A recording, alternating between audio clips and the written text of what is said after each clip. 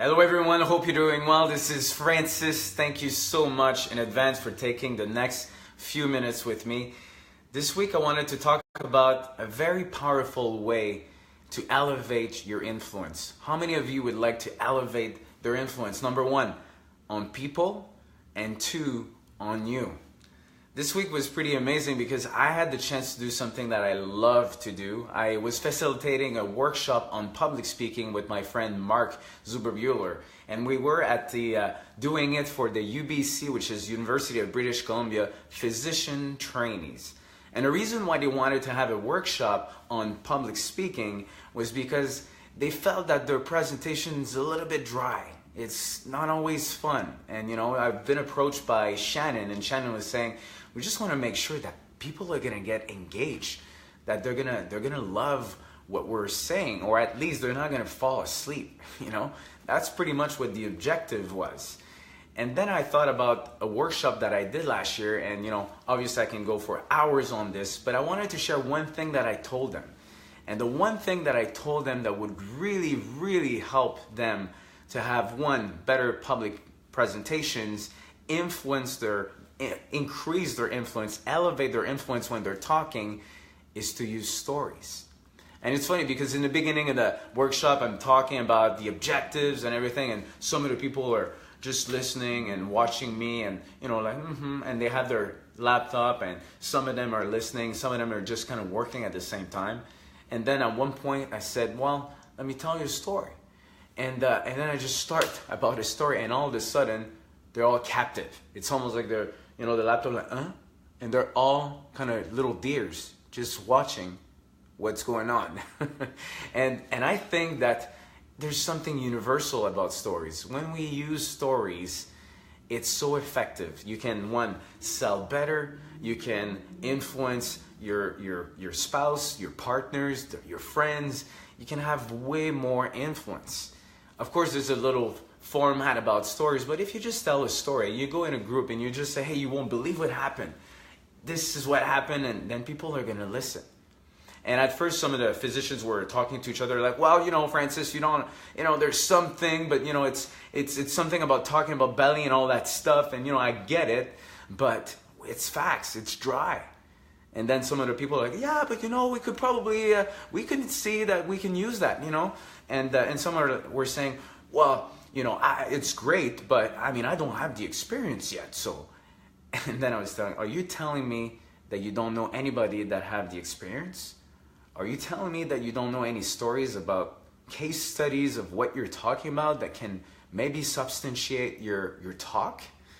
And then I think they started to get it. And there's something very important that I'm going to say after this story. That's why I want you to stay until the end, because I said influence others and also yourself. So once they understood that the story was actually a very good way of, not being too scared about public speaking, because are you going to forget your stories? Probably never. And this is the part where you don't need to memorize it. It's on your head. You know it. It's part of your heart. You can just say it to anybody. And the thing is that they started to get it. And I think his name was Tom. And Tom, at the end, what we were doing is like, let's invite some people. Let's do a rehearsal. Let's do your stories. They had time to write their stories. And then two guys came up. I think it was Ben or Tom. I don't remember his name. But he started to tell a story about, and apparently it happened 2 weeks ago. And I read the story. It's a sad story. Apparently about climbers in Montana. And they're really, really good climbers, and they were skiing that day. So there was a guy, I think his name was Matthew or Hayden, I'm not sure, and he was with his girlfriend, and they were skiing, and they triggered an avalanche.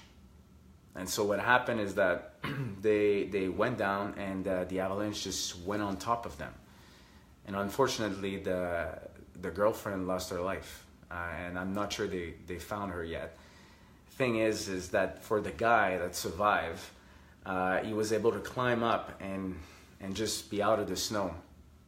But 2 weeks after, he decided to commit suicide. And then Tom, the physician, said, guys, we know that we're gonna have times in our life where we're gonna be at the ER, we're gonna be at that surgery room, and people will pass away. they will die. It's out of our control.